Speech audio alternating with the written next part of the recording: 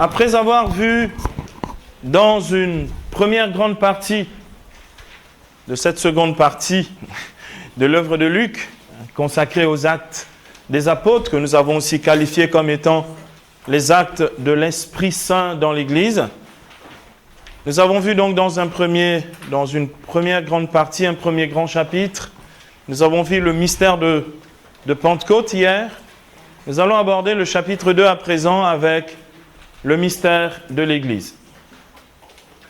Je vous ai dit que les deux protagonistes ou les deux acteurs du livre des Actes des Apôtres, c'est le Saint-Esprit et c'est l'Église. On les verra tous les deux se réunir au chapitre 3 demain avec la mission universelle de l'Église. Donc la théologie de la mission qui est dans les Actes des Apôtres. Donc je vous propose ce soir que nous puissions donc avancer dans l'étude du livre des Actes des Apôtres à travers le mystère de l'Église tel qu'il est exposé par Luc. Nous aurons donc le plan suivant. Nous verrons dans un premier temps, dans un premier point, donc un petit A, 3 tableaux de l'Église de Jérusalem, qui est le modèle de l'Église, si vous voulez. Petit B, nous verrons l'institution des diacres, qui, après l'institution des apôtres, est la deuxième grande institution sacramentelle dans l'Église. Les diacres ont été institués pour seconder le ministère des apôtres, comme on va le voir. Ils arrivent avant les presbytéroi dans les Actes des Apôtres. Ils arrivent avant les presbytres, c'est-à-dire avant les prêtres, les anciens. On va le voir. Donc, B, institution des diacres, et puis petit C, nous verrons le concile de Jérusalem, qui est la première grande assemblée apostolique, où on va traiter d'une question qui servira à montrer le passage de l'Église attachée à Israël à l'Église qui devient l'Église universelle, catholique, l'Église pour les nations. D'accord ? On le verra. Donc c'est très important ce dernier point parce qu'il nous permettra de voir le passage entre l'Église de Jérusalem et la mission universelle de l'Église. Donc je vous propose à présent que nous puissions commencer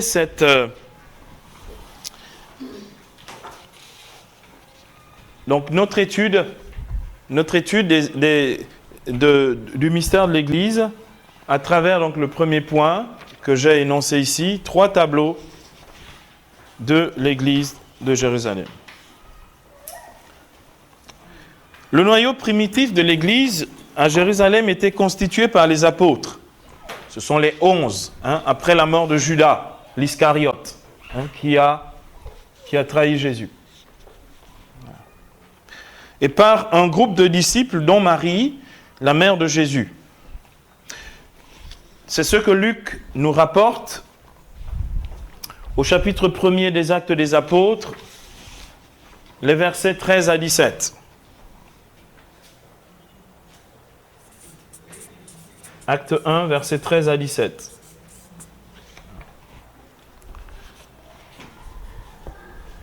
Après l'ascension de Jésus, les apôtres et les disciples montent dans la chambre haute. Et voici comment Luc nous décrit cette église primitive, donc dans Acte 1, versets 13 à 17. Rentrés en ville, ils montèrent à la chambre haute où ils se tenaient habituellement. C'étaient Pierre, Jean, Jacques, André, Philippe et Thomas, Barthélemy et Matthieu, Jacques, fils d'Alphée et Simon le Zélote, et Jude, fils de Jacques. Jude, fils de Jacques, est un des cousins de Jésus. Tous d'un même cœur étaient assidus à la prière avec quelques femmes dont Marie, mère de Jésus, et avec ses frères. En ces jours-là, Pierre se leva au milieu des frères. Ils étaient réunis au nombre d'environ 120 personnes. Donc on a le nombre des frères de la communauté primitive. Ils n'étaient pas... Au début, ils étaient une petite assemblée de 120. Et il dit, frère, il fallait que s'accomplisse l'écriture où par la bouche de David, l'Esprit Saint avait parlé d'avance de Judas qui s'est fait le guide de ceux qui ont arrêté Jésus. Il avait rang parmi nous et s'était vu attribuer une part de notre ministère. Donc l'apôtre Pierre dit à la communauté réunie, à la chambre haute, il dit aux frères que Judas, qui est parti suivre son destin, donc qui s'était pendu après avoir livré le Seigneur, Judas a perdu la place du ministère qu'il avait avec les 11 autres apôtres. Donc, Pierre ici spécifie qu'il s'agit d'un ministère très particulier. C'est le ministère apostolique, le ministère des apôtres. C'est alors, nous rapporte Luc, qu'ils décidèrent de tirer au sort celui qui remplacerait Judas. On lit à ce propos, versets 23 à 26, toujours au chapitre 1er.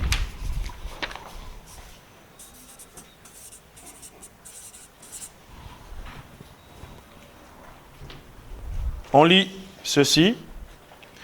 On en présenta deux, Joseph dit Barsabas, surnommé Justus, et Matthias.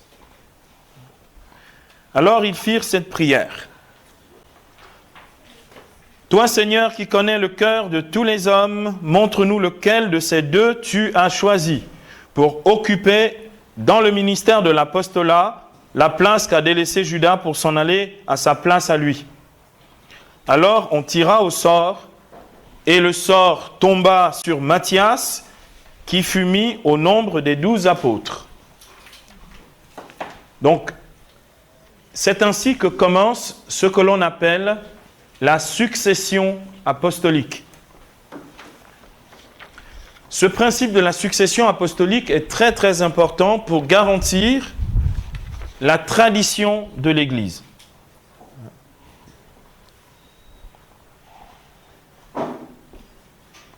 La foi de l'Église a été transmise, donc la foi de l'Église est une paradosis, une tradition, et les garants de cette tradition, c'est ceux qui, depuis les apôtres qui ont été institués eux-mêmes par Jésus, ont transmis de manière ininterrompue jusqu'à nous ce que le Seigneur lui-même a enseigné et ce qu'il a fait.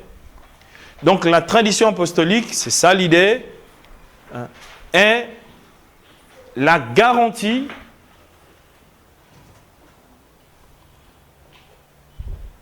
de la vérité de Dieu qui nous a été transmise depuis les commencements.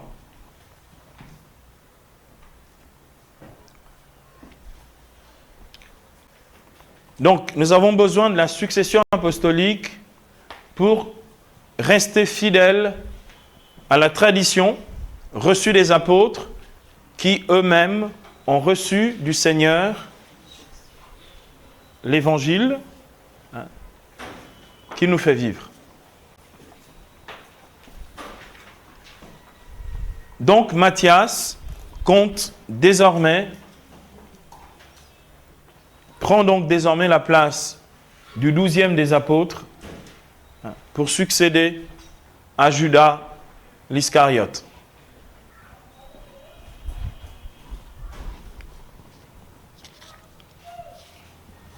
Comme nous le savons, l'institution des 12 par Jésus a été la base de la fondation de l'Église. Avec Képhas, Pierre ou Simon-Pierre, comme premier d'entre eux.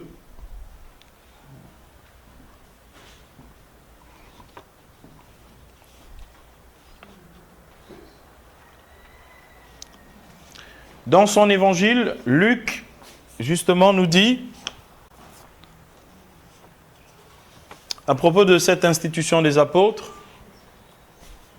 dans Luc 6, versets 12 à 16,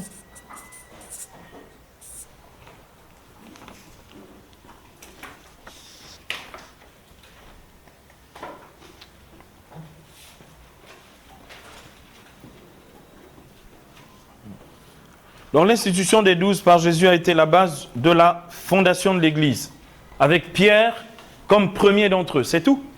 Ensuite, cette institution de l'Église, des apôtres comme fondation de l'Église, nous est rapportée par Luc au chapitre 6 de Luc, versets 12 à 16, en ces termes. Or, il advint, en ces jours-là, que Jésus s'en alla dans la montagne pour prier, et il passait toute la nuit à prier Dieu. Lorsqu'il fit jour, il appela ses disciples, et il en choisit 12, qu'il nomma apostoloi, c'est-à-dire envoyés.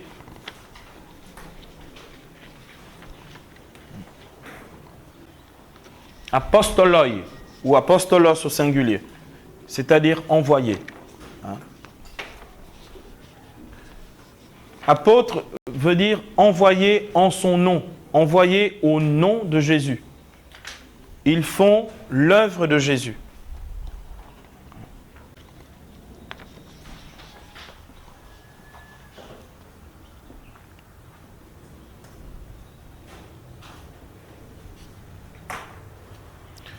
Et à partir du verset 14, Luc nous fait l'énumération des noms qui, d'ailleurs, qu'il reprend dans le passage précédent que nous avons vu, des frères dans la chambre haute. Simon, qu'il nomma Képha ou Pierre, André son frère, Jacques, Jean, Philippe, Barthélemy, Matthieu, Thomas. Barthélemy, c'est celui qu'on appelle aussi Nathanaël, de Cana en Galilée. D'accord. Barthélemy, Matthieu, Thomas, Jacques, fils d'Alphée, Simon, appelé le Zélote, Judas, fils de Jacques, et Judas Iscariote, qui devint un traître. Luc, chapitre 6, versets 12 à 16.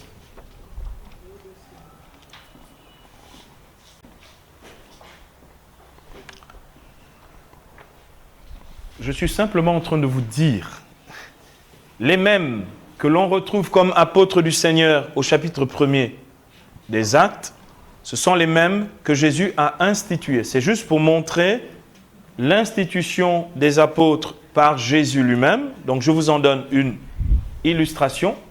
Et maintenant, ce que je vais faire, c'est vous montrer comment Pierre est le premier d'entre eux, toujours par institution divine de Jésus lui-même. D'accord ? Donc, l'évangéliste Matthieu, quant à lui, nous rapporte que suite à sa confession de foi, le Seigneur avait dit à Simon, surnommé Pierre, qu'il était justement lui le premier parmi ses frères. Donc dans Matthieu au chapitre 16, excusez-moi, versets 17 à 19. Matthieu, chapitre 16, versets 17 à 19.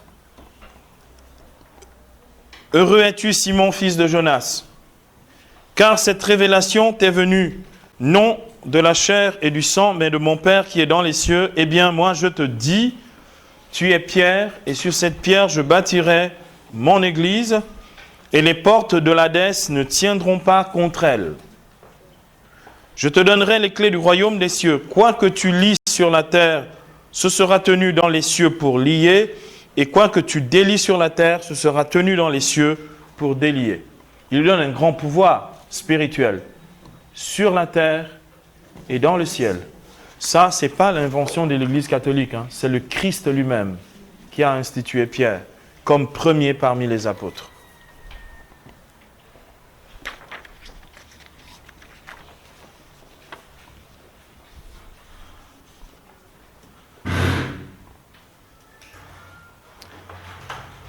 Donc après avoir vu cette institution apostolique, donc les apôtres, après avoir aussi revu les choses, puisque c'est une manière de se remémorer ce que le Seigneur a fait, nous allons rentrer dans le vif de ce premier point, de ces trois tableaux de l'Église de Jérusalem. L'Église naît, pour ainsi dire, officiellement en tant qu'institution le jour de la Pentecôte.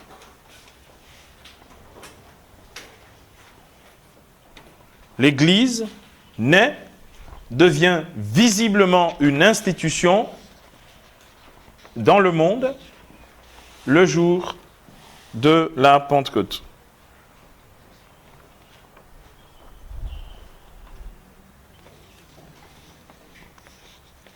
Cette Église, Luc nous la décrit à travers 3 présentations sommaires de ce qu'elle était à Jérusalem.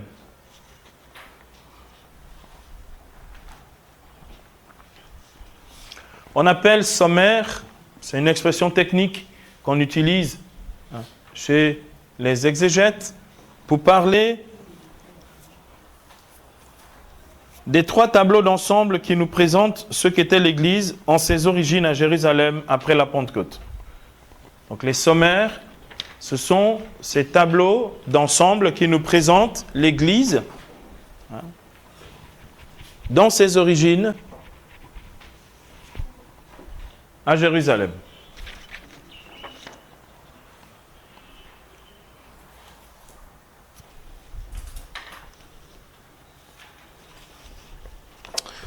Je vais vous les mettre ici, les 3 sommaires.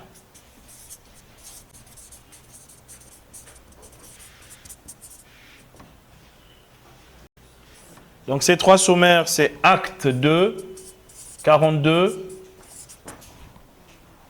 à 47, premier sommaire. Le deuxième sommaire, c'est Acte 4, versets 32 à 35. Et le troisième et dernier sommaire, c'est Acte 5, versets 12 à 16. Vous avez ici les 3 sommaires ou tableaux d'ensemble qui décrivent. De toute façon, à chaque fois que je vais citer le tableau d'ensemble, je vais vous les redonner. Donc, Acte 2, 42 à 47, premier tableau d'ensemble ou sommaire. Acte 4, 32, 35, deuxième sommaire. Et Acte 5, versets 12 à 16, troisième sommaire.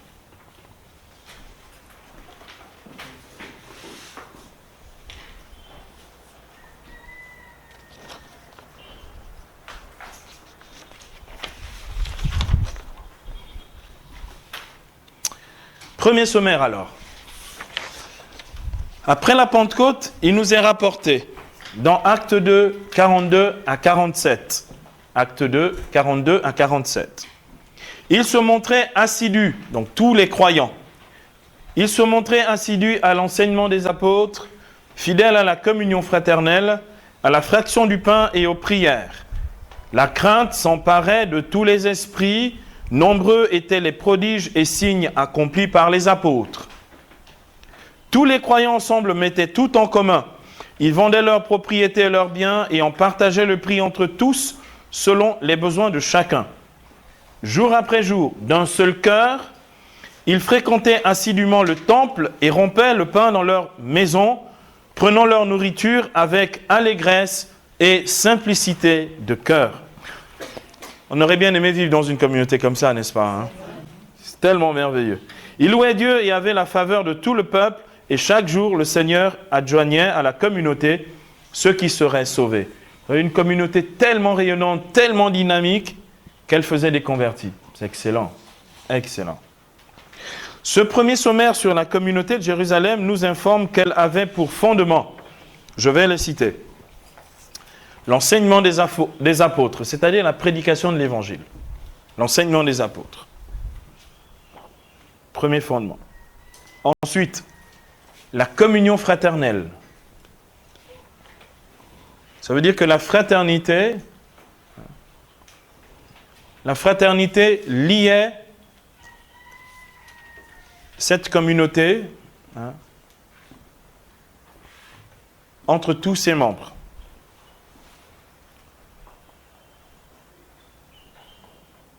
La fraction du pain, autrement dit, c'est l'expression biblique dans dans Luc et les Actes pour parler de l'Eucharistie. Dans Luc 24, il est dit que les disciples d'Emmaüs le reconnurent à la fraction du pain. L'expression revient ici chez Luc dans les Actes des Apôtres. Donc, la fraction du pain, c'est l'Eucharistie. Un autre fondement, un autre pilier de la vie communautaire ou de l'Église de Jérusalem. Ensuite, la prière communautaire. On peut prier seul, mais c'est bien de prier en communauté. Ensuite, un autre élément caractéristique de cette communauté, c'est le déploiement de la vie charismatique. On nous cite ici les prodiges et les signes qui étaient accomplis par les apôtres.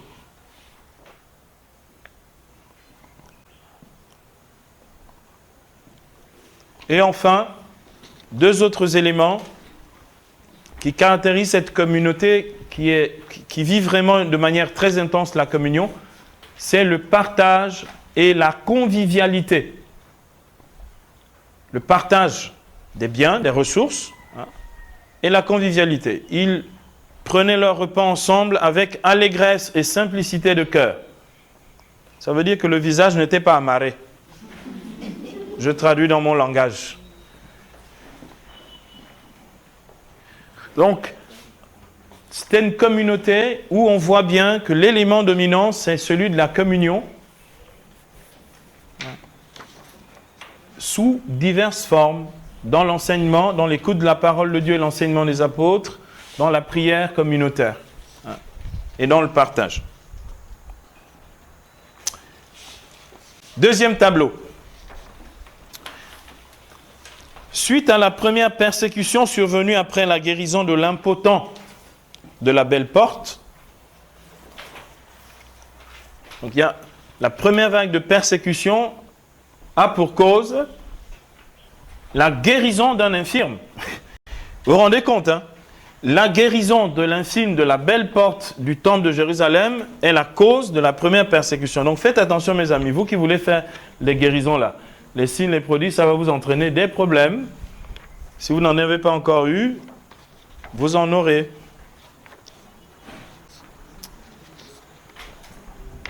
C'est pas pour ça qu'il faut renoncer à en faire au nom de Jésus.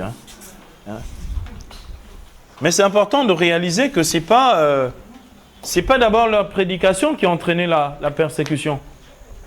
C'est un miracle. Donc les miracles ne laissent pas toujours indifférents.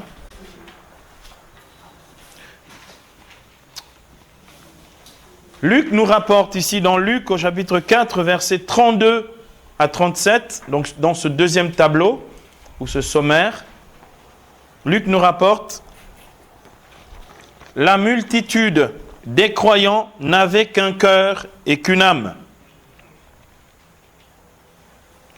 Nul ne disait sien ce qui lui appartenait, mais entre eux tout était commun. » La communauté de rêve. Avec beaucoup de puissance, les apôtres rendaient témoignage de la résurrection du Seigneur Jésus et ils jouissaient tous d'une grande faveur. Aussi, parmi eux, nul n'était dans le besoin, car tous ceux qui possédaient des terres et des maisons les vendaient, apportaient le prix de la vente et le déposaient aux pieds des apôtres. On distribuait alors à chacun suivant ses besoins. Joseph, surnommé par les apôtres Barnabé, ce qui veut dire fils d'encouragement, Lévite originaire de Chypre, possédait un champ. Il le vendit, apporta l'argent et le déposa aux pieds des apôtres. Acte 4, versets 32 à 37. Ici, je fais une erreur. C'est le verset 37.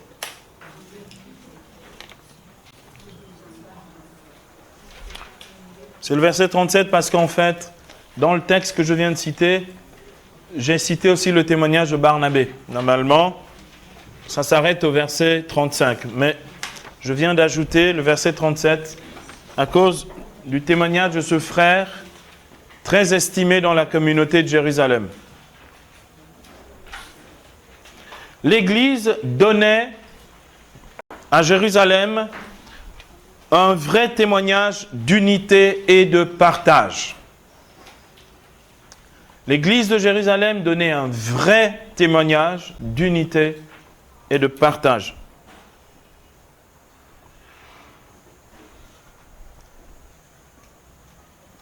Elle veillait à ce que personne ne soit dans le besoin sur le plan matériel et spirituel.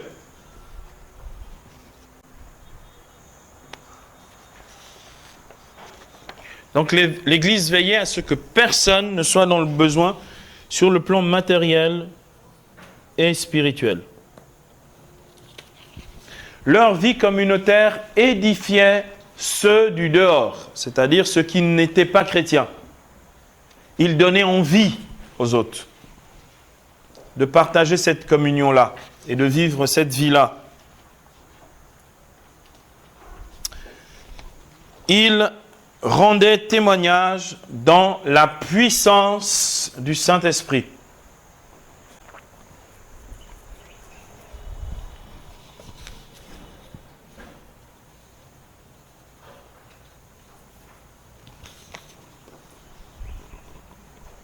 La générosité était celle de chacun des frères et sœurs de cette communauté, comme on le voit dans ce beau témoignage de Barnabé, qui est Barnabé, donc fils de l'encouragement. Un frère qui, par son témoignage, sa générosité, était un encouragement pour la communauté des frères. C'est ainsi que les apôtres l'ont surnommé. C'était un chypriote.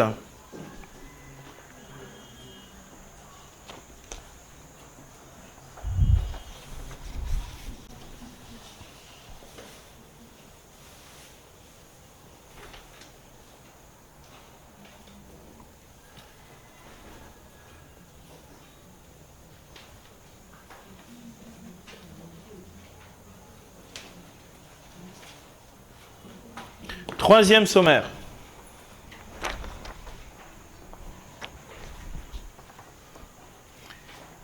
Suite à la fraude d'Ananie et Saphir, son épouse, vous connaissez Ananias et Saphira, hein? Les fraudeurs. Donc, suite à la fraude d'Ananie et de Saphir, dans Actes 5, versets 1 à 11, c'est le passage de leur fraude, hein, qui dissimulèrent une partie des ressources qu'ils avaient, qui étaient destinées à la communauté, et qui de ce fait, à cause de ce fait, trépasseront, donc ils mourront tous les deux, après avoir successivement voulu mentir à l'apôtre Pierre. Luc nous donne un dernier tableau d'ensemble de l'Église en disant, Acte 5, versets 12 à 16. Donc, suite à la fraude d'Ananie et Saphir, qui, quelque part, viennent casser le belle harmonie de la communauté. Parce que leur fraude, en fait, vient faire un peu de désordre, si vous voulez, dans la communauté. Après leur départ, à l'un et à l'autre, Luc nous rapporte justement, dans un dernier tableau d'ensemble, il nous rapporte ce qu'était donc la communauté une fois apaisée. Donc Actes, chapitre 5, versets 12 à 16. Il est écrit, par la main des apôtres se faisaient de nombreux signes et prodiges parmi le peuple. Ils se tenaient tous d'un commun accord sous le portique de Salomon et personne d'autre n'osait se joindre à eux. Mais le peuple célébrait leurs louanges. Des croyants de plus en plus nombreux s'adjoignaient au Seigneur, une multitude d'hommes et de femmes, à tel point qu'on allait jusqu'à transporter les malades dans les rues et les déposer là sur des lits et des grabats, afin que tout au moins l'ombre de Pierre à son passage couvrit l'un d'eux. La multitude accourait. Même des villes voisines de Jérusalem, apportant des malades et des gens possédés par des esprits impurs, et tous étaient guéris. Tous. J'aime beaucoup les assemblées de prière où il y a 100% guérison et 100% délivrance. En tout cas, c'était comme ça que ça fonctionnait dans l'église de Jérusalem. Ce que nous venons d'avoir, ce que nous venons de lire de la part de Luc, c'est ce que l'on appelle la puissance thaumaturgique des apôtres. C'était des thaumaturges, des faiseurs de miracles.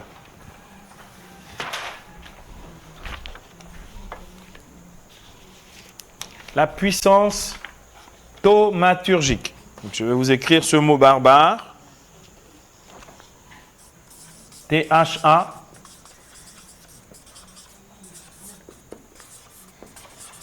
Puissance thaumaturgique.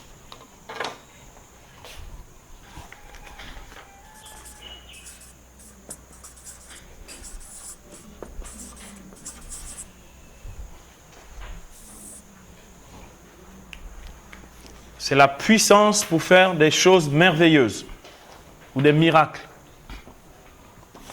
Nous avons donc ici décrit la puissance thaumaturgique des apôtres qui nous donne de réaliser que l'Église primitive était une Église entièrement charismatique. L'Église qu'a fondée le Christ, qui est née du mystère de la Pentecôte, était une Église tout entière charismatique. Donc les charismes ne sont pas nés dans l'Église catholique en 1967. D'accord ? La vie charismatique est constitutive de la nature même de l'Église. C'est dans sa nature. C'est pas une réalité surajoutée, c'est pas un appendice. Ça n'appartient pas qu'à des groupes de prière. C'est dans la nature même de l'Église que d'être charismatique. C'était une Église qui suscitait des conversions et qui voyait régulièrement des miracles s'opérer. L'Église de Jérusalem est une Église qui suscitait de nombreuses conversions, des conversions en grand nombre, et qui voyait régulièrement des miracles s'opérer.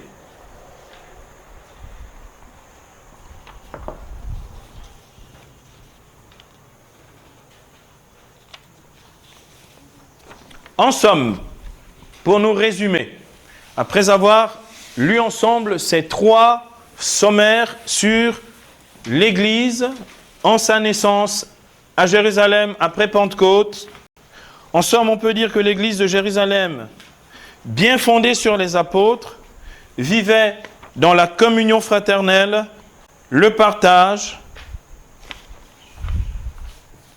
et la pratique des charismes. Pour synthétiser l'ensemble de ces 3 tableaux, l'Église de Jérusalem, fondée sur les apôtres, vivait dans la communion,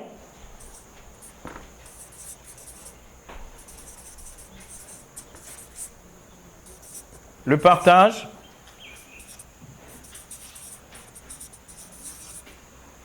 et exerçait les charismes.